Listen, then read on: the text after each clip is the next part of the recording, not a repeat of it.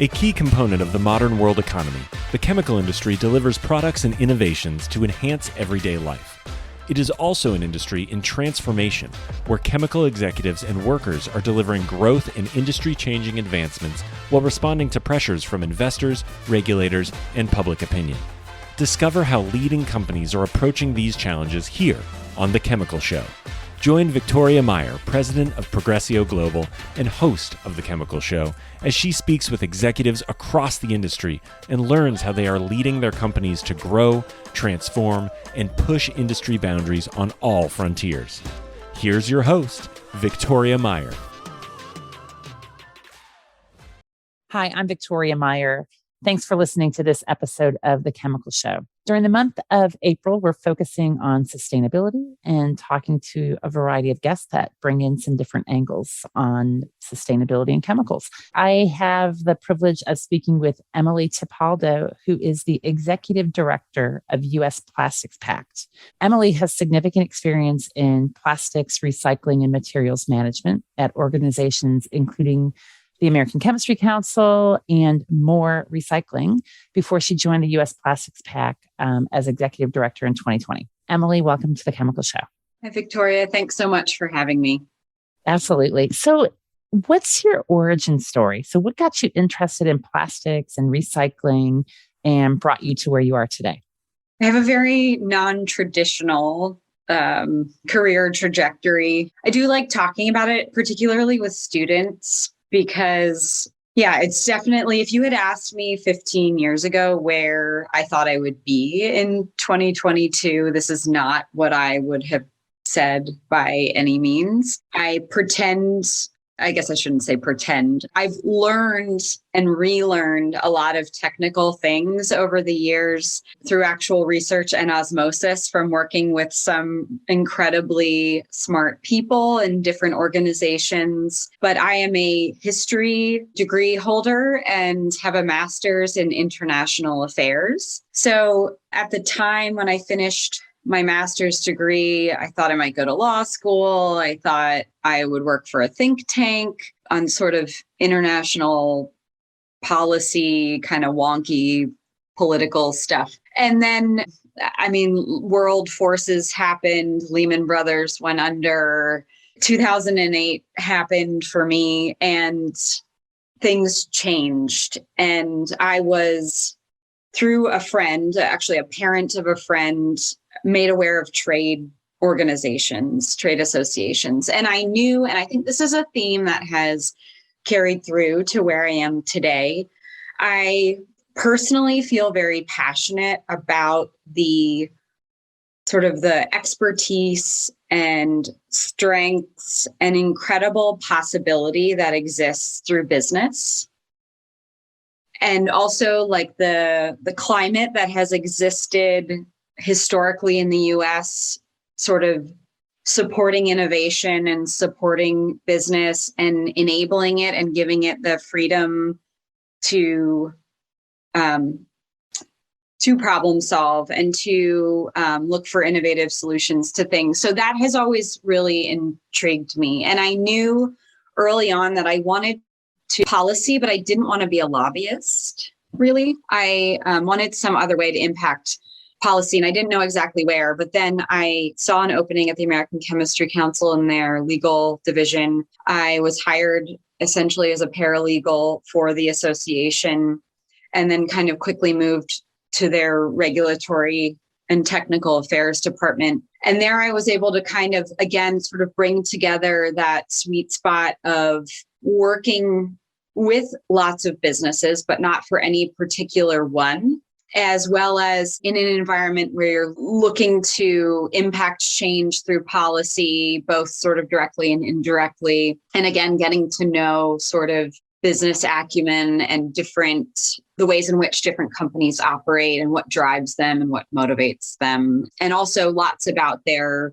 particular supply chains, which was really interesting. So the last 5 or so years at the American Chemistry Council, I worked for their plastics division under the wonderful leadership of Mr. Steve Russell. For those who may know Steve, it was incredible working for both him and Keith Christman. And I was again sort of given the autonomy to lead the packaging team within the plastics division at the American Chemistry Council, working with, the big companies in North America who provide materials to the plastic packaging market, as well as learning lots and lots about their supply chains and customers and motivations and demands and why they do things that they do and why decisions are made the way that they are. So that kind of married together with some of the regulatory experience that I gained. When I worked on the regulatory side, I did a lot of work on green chemistry and sort of the green chemistry movement that was happening in like the early to mid 2000s around, how do we promote safer chemistries in products that were used and why that was such a big thing. It was around the time that the Toxic Substances Control Act was under reform, or like there were lots of discussions going on about TSCA reform. So there was a lot of activity within the states. And I was a lot of carried over into my plastics work. And then through a number of different groups and organizations and consultants that I worked with as lead for the plastics division's packaging team, I was introduced into like the world of sustainability, specifically for plastics. And marine debris was becoming a big issue at that point, like was really picking up steam. I had the great experience while at ACC of working with the packaging team to do a natural capital accounting assessment. So looking at if you were to put a true value on like all of the different environmental factors that are impacted or involved in making different decisions about, this is why we're using this packaging for this product, what would that look like in comparison to if you had made other packaging decisions? And again, sort of tried to put a true cost on it. And that was incredibly eye-opening. I had the wonderful experience of working on what I think of as one of like the fastest moving pieces of legislation through at the federal level, which was the Microbead Free Waters Act of 2015, and working on language for that and coalition building. So again, both from a policy standpoint, looking at what can be done, sort of that give and take agency and business, as well as when businesses really want to and are motivated to make change, what they're capable of. So yeah, it was asked, I was approached about joining the Pact as their executive director. I think I bring unique experience to it. Just after the American Chemistry Council and prior to the Pact, I spent just under 2 years with a small mission-driven consulting firm in the plastic recycling space, formerly known as More Recycling, now Stina Inc. But they gather lots of data. They do project management in the US and in Europe, and got to know a lot of different players working with them as well. So I'm motivated by making positive change. I don't think it doesn't matter what your political color or affiliation is. I think, we can all agree that we're trying to do better. And like, I was a Girl Scout, so like leave the place better than you found it for our children or the next generation. And again, I think there's lots of opportunity that business has to offer to make some of those really big changes that are needed. Makes sense. So, so it sounds like your early career set you up well to join the U.S. Plastics Pact, which you did in 2020. And, and from my perspective, it seemed like 2020 was a really, maybe almost a transitional year in sustainability. I mean, all of a sudden, it seems like everyone is talking about sustainability and circularity and all those kinds of topics. So tell us a little bit about U.S. Plastics Pact and what it is and what its mission is. So the Pact came together in 2020, the US Pact, but we are part of a broader global network. There are 12 pacts globally, and we derive from an effort started by the Ellen MacArthur Foundation. They have a new plastics economy global commitment that was put together in 2016 or 2017, looking at how do we create globally a circular economy for plastic, specifically plastic packaging. And there are a number of multinationals and other organizations, technology providers that signed on to that global commitment. And then I think they quickly realized, okay, if we're going to meet a global commitment to create a circular economy for plastic packaging, we have to do that in the geographies in which we operate. So, or the markets in which we sell product for the consumer goods companies or retailers. And that's where the idea of the Plastics Pacts came from. And it stems from the why of we currently have a plastic waste challenge, and no one company or organization can fully address that on their own, but they need to be part of this broader collaborative effort to overcome the current waste challenge that we have. Makes sense. And the focus, if I'm correct, is really on packaging. So the not necessarily attacking, or not, that's not a great word, but not looking broadly at plastics and plastics usage. It's really about plastics packaging, which I guess as consumers we're interacting with on a regular basis. You're right, Victoria. So it's the focus and scope is packaging, not durable goods. I mean, we definitely, that's like a whole other can of worms.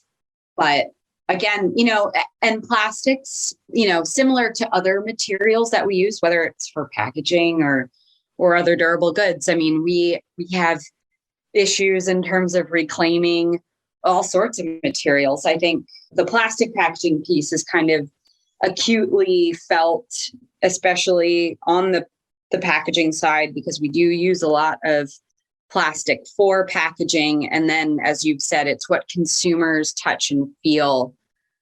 And so then there's a sense of, okay, what are we doing with all of this stuff? And does it have any value in the system? I think that brings up another point in terms of the why of the pact, which I talk about a lot, and it's not something that's easily overcome, but I would feel as though I was doing a disservice if I didn't mention it, is we currently don't have value in the system to create a circular economy for most materials, but especially for plastic.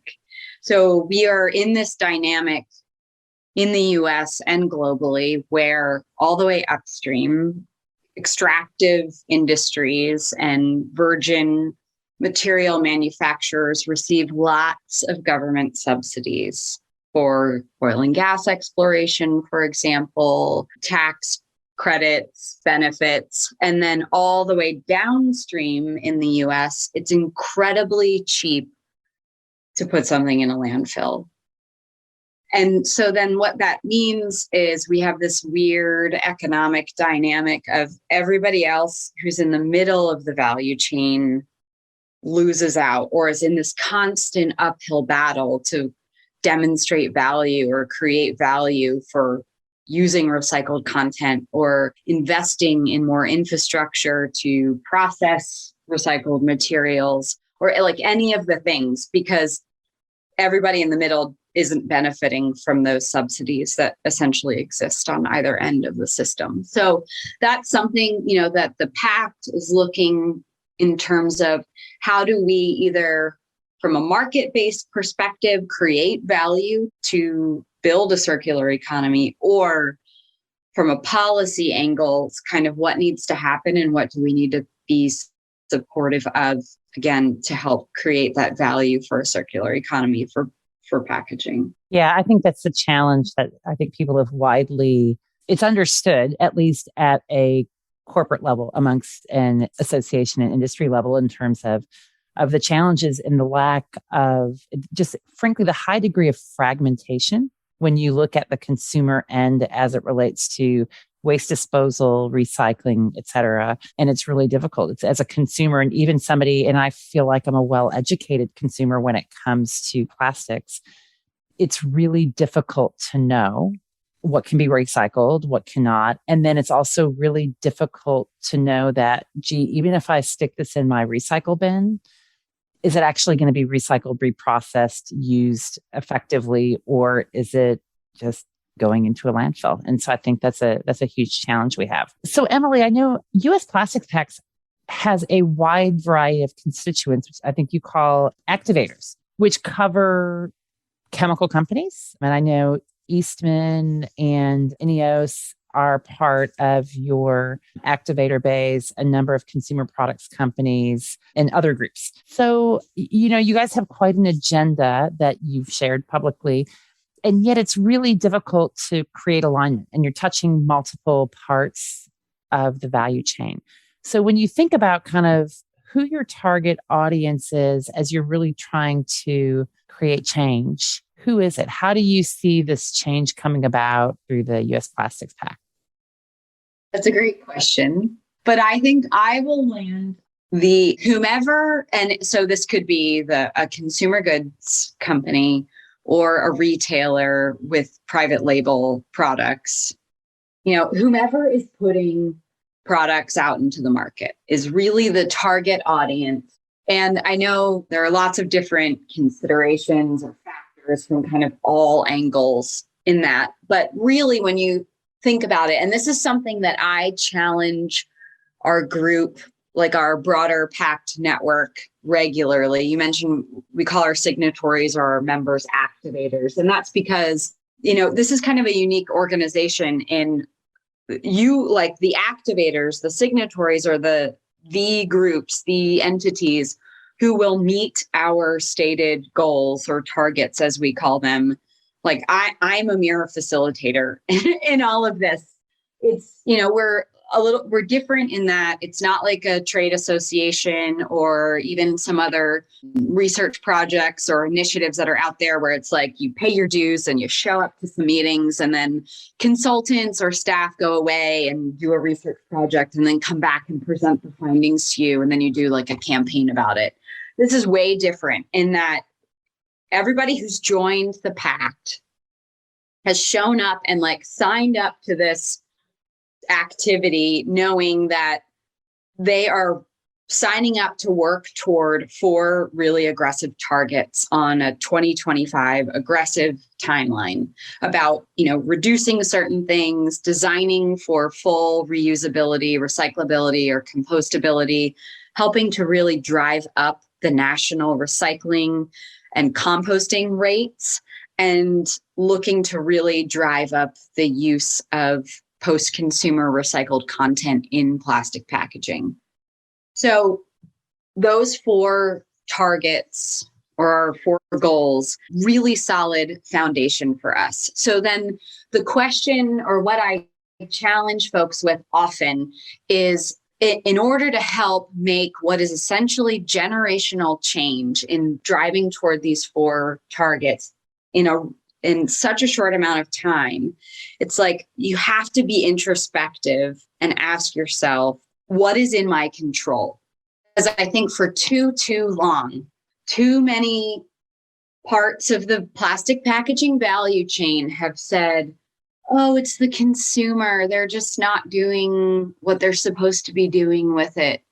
Or like, oh, we just don't have the infrastructure. Or like, oh, the way that our waste contract is, they're not really inclusive or including all of the things that you really could include in your recycling bin. Like everybody and their brother has been blamed for the system not working. When, if you think about, okay, well, who is putting product onto the market and how much power is held in that decision of how you deliver something to your consumers. So really introspectively looking at what is within my control. It may not be easy, it may not be cheap, but there are probably lots of things that you could like check those boxes off. And then whatever isn't in your control, what can you do to maybe be a part of the supporting solution? We'll be right back. Today's episode is sponsored by Aviva. Spark ingenuity with software solutions that bring people and data together for sustainable operations and a circular economy. With proven solutions for the chemical industry, Aviva helps you bring industrial data into transparent digital platforms that allow your teams to share knowledge, work remotely, and take action based on information that's augmented with AI-infused analytics. When teams understand industrial data, they can meet environmental targets, operate safely, find efficiency gains, and improve productivity and profitability. Aviva will take you there.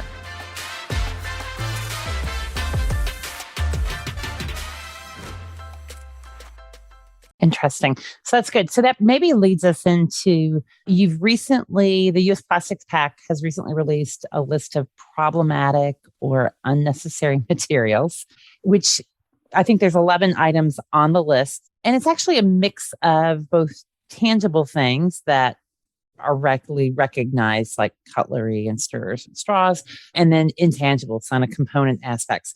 Maybe my first question is really like, how did you guys create that list? And does that list match the list in other countries? So Target 1, so our first goal that everybody has signed up to in terms of they'll help work toward this on a 2025 timeline, is to identify what are problematic or unnecessary materials for plastic packaging and to create a list of those things and work to eliminate them by 2025. The idea being that a couple of things. We won't be able to recycle our way out of the plastic waste challenge that we're in.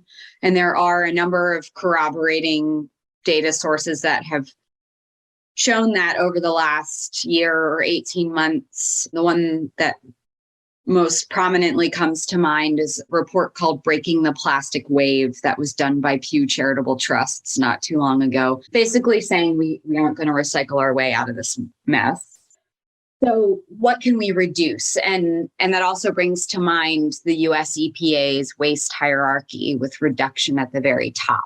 So in an effort to create a circular economy for plastic packaging, not everything is going to fit within that vision of a circular economy for plastics for a number of different reasons. So we as the Pact developed a small team to work on this particular task of identifying, what would be considered problematic or unnecessary, and definitions and criteria to use to assess materials to, basically say whether or not we thought that these things were problematic or unnecessary for our current system in the US, and do a little bit of hedging or looking at, what is their trajectory in terms of the 2025 timeline, and do we see these materials or formats or resins kind of maybe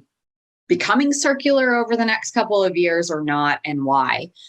And so the small group within the Pact, which was representative of the value chain, so we had very balanced voices, did a lot of work looking at publicly available data sources using 5 criteria that we adapted from some of the global Ellen MacArthur Foundation work that had been done, but did look at it, through kind of a US lens.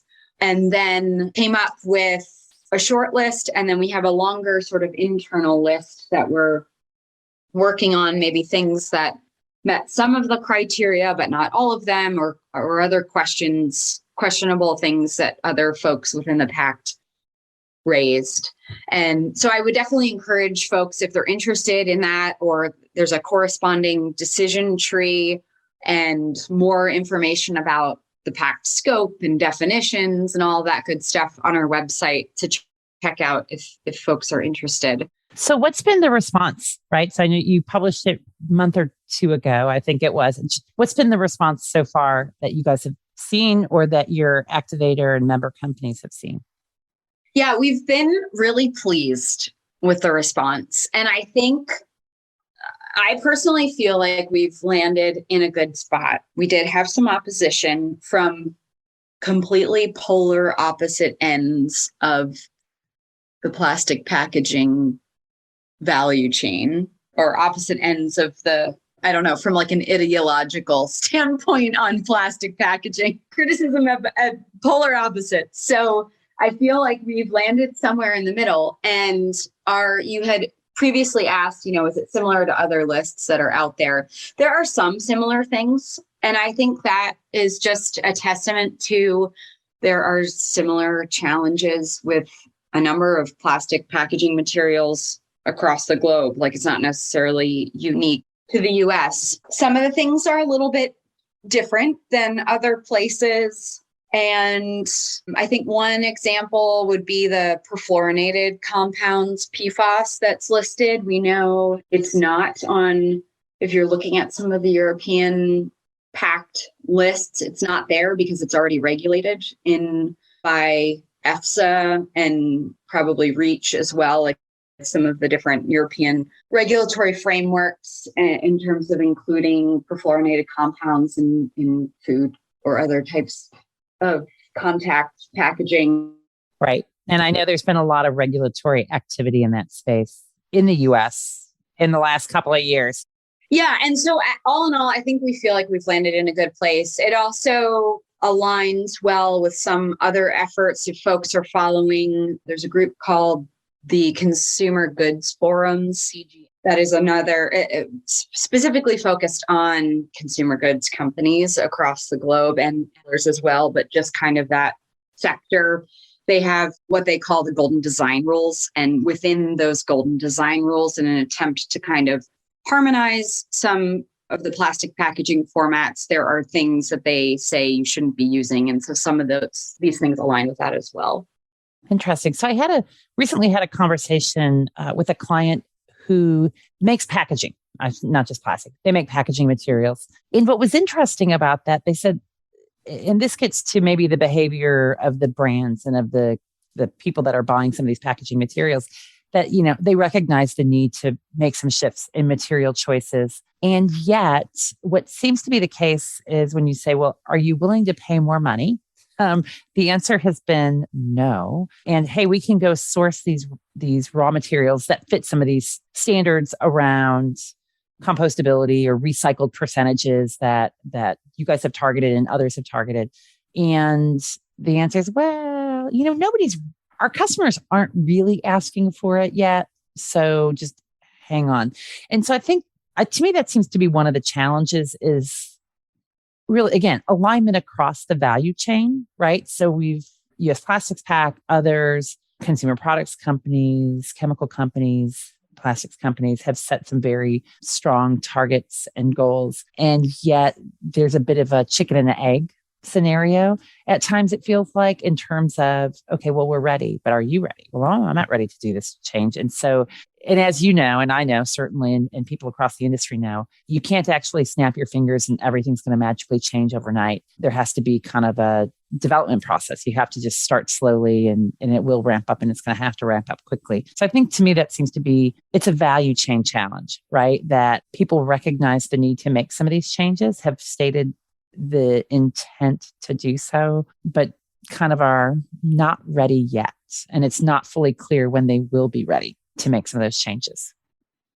Yeah, so it's definitely a value chain challenge, and it's a value chain challenge because, going back to the point that I made earlier, because there's not value, there's not the return on investment for making some of these changes right now. We don't have the value in the system for creating a circular economy totally yet. Things are happening that are, I think, making some of those changes. So we're seeing greater value, like activist shareholders and shareholder resolutions for publicly traded companies are making some really big companies make different choices.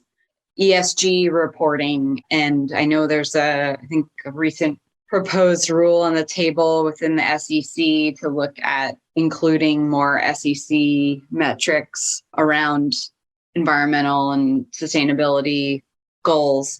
And so, yeah, it really comes back to that value piece. And that's where, certainly, especially publicly traded ones, I'll wager to say, it's risky, like stepping out on a limb when you and your leadership are operating within the confines of like quarterly returns, and you have lots of competitors. So it's hard to step out on a limb and either eat costs because you want to use more recycled content and you know for a while that you're not going to break even, or figuring out how you begin to make those changes. And that's why I think you see companies make changes sort of in niche areas or specific brands, like kind of one at a time, and it enables them to pressure test. But I think we need to provide those value mechanisms for really pushing change in a bigger way so that it is more comfortable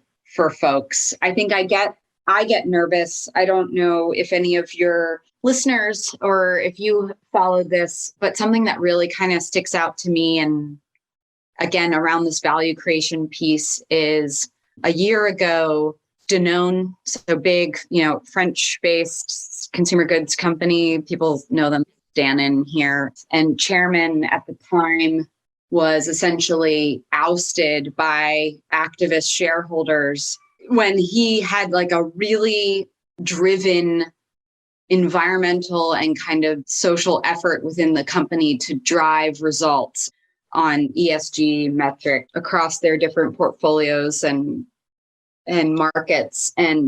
But he, again, in the midst of really trying to push that within the company, I know from other areas where, for example, and this is where like the brass tacks comes into play, where in certain markets, Danone's procurement folks, so those who are looking at what materials are we using and buying for our packaging, their performance was directly tied to their sustainability goals. So it's not just about driving down to cost option to get the performance that we need. It's about, are we also meeting these other metrics? And so that changed their decision-making process. Whereas in other parts of the world, the procurement team's performance was not tied to sustainability, and therefore, like, the lowest price is going to win every time for the material.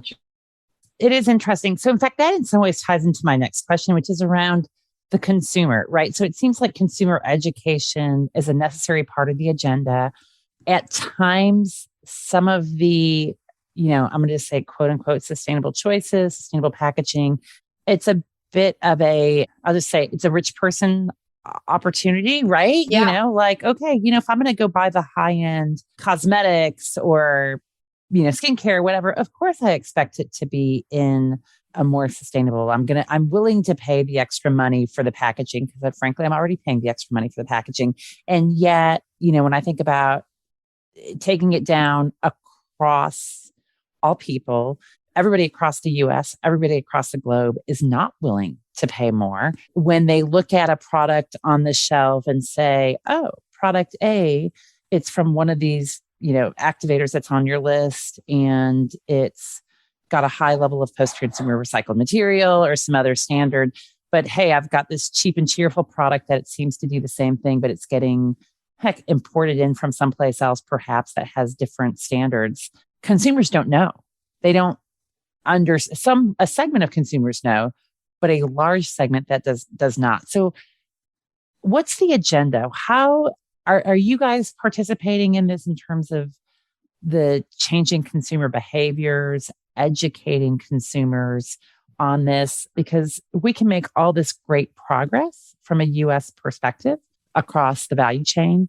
But if the consumers don't recognize it and they have a choice from component of the value chain that's not following the same standards, they may make that choice. I mean, do you see that? Because it's a bit of a dilemma, I think, that a lot of companies face. And frankly, I'm not sure that anyone truly knows how to address it. But what are you guys talking about, and what do you see about how to address that? Yeah, you raised a number of good issues there. So one thing quickly that popped to mind. So we are also looking at, our priorities really within the Pact are looking at reduction, reuse, and recycling. And then to a lesser extent, composting and compostability. And on the reuse piece, I know what you're raising about, is it accessible to like sort of all socioeconomic levels and demographics or not, is real, and something that companies are working through, because there are a couple of of reuse platforms that exist. Some are definitely cost prohibitive, whereas there are others out there that have been created, some of the more like refill models, to be more accessible and more about like you refill your package and buy the amount of product that you want and that you need at any given time. So that's a conversation that's happening there. The one around consumers is an interesting one. So they are not our primary audience, but we do have a couple of activities and things that we've outlined in our roadmap that we put together around consumers. We also, because we're on such a short timeline with our goals and targets. It is a very short timeline. It's right around the corner. Yeah. We know we have to work with other existing efforts and are not looking to duplicate anything. So there's a lot of good work going on with the Recycling Partnership in the US and some other organizations, Sustainable Packaging Coalition, Closed Loop Partners. I'm probably leaving out some, but around that touch on consumer pieces and better understanding consumer education. As well as, I mean, a lot of the consumer goods companies have tons and tons of marketing data. And so we're trying to see, in a pre-competitive way, like what can we delve into to better understand? I think it's kind of a twofold question. So whereas we're looking to work with others to better understand and communicate with us, we are again looking more from our little bit more upstream vantage point of, okay, what is within our control to simplify this? Because to think that we can just, again, continue to do the same things that we're doing and, if we just only educated people better. No, like people need things to be as simple as humanly possible. And that may mean kind of simplifying the types of packaging that are put onto the market. And again, that gets back to like, what is the vision for the circular economy and what fits into that and what doesn't? That's one question. Or simplifying the technology, like from a material recovery facility standpoint and a reprocessing infrastructure, either simplifying or harmonizing that infrastructure so that, generally speaking, across the board in the US, that this particular package will be handled properly when you put it in your recycling bin, because there's a standard level of capability to handle, to sort and collect and so on. So some of that stuff definitely needs like the simplification.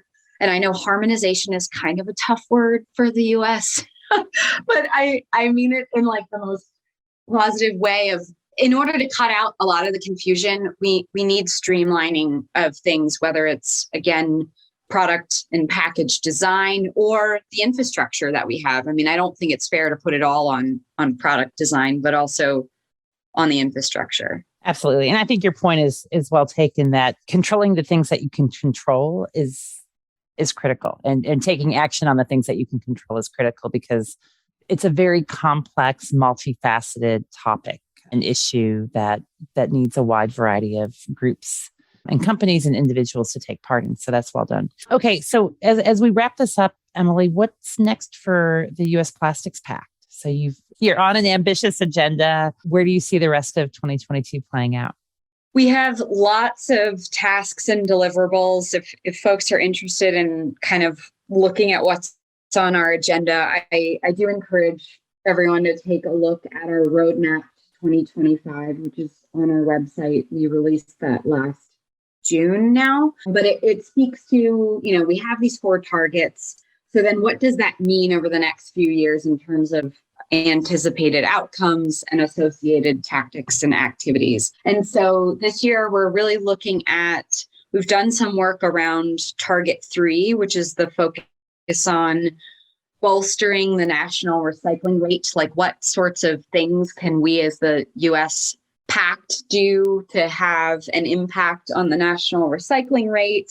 Looking at some modeling around, if we are going to achieve a 30% by weight average of post-consumer recycled content in plastic packaging, and that's for sort of our little cohort within the Pact. So which we think right now is like 5.6 million tons of material. So 30% of that being PCR, like what does that mean in terms of formats and the required volumes of that? And then the challenge of food contact versus non-food contact. Yeah, that's a whole big challenge as well. So interesting. Well, yeah. Good. No, that's really good. And in fact, your website is linked and will be linked in the show notes and on the blog, on the webpage for this episode. So people can go to the webpage or to the show notes to find the link to learn more about U.S. Plastics Pact. Emily, thank you so much for joining us today. It's been really a great conversation, and there's a whole lot of depth and a lot of passion, I know, around this. So I appreciate you sharing that with us today. Thanks so much for having me. And yeah, hope everyone gives our website a look. Thank you. Awesome. And thank you everyone for joining us and listening today to The Chemical Show. Keep listening, keep sharing, keep following, and keep liking the podcast and listening to more great episodes. So thank you so much. We've come to the end of today's podcast. We hope you enjoyed your time with us and want to learn more. Simply visit thechemicalshow.com for additional information and helpful resources. Join us again next time here on The Chemical Show with Victoria Meyer.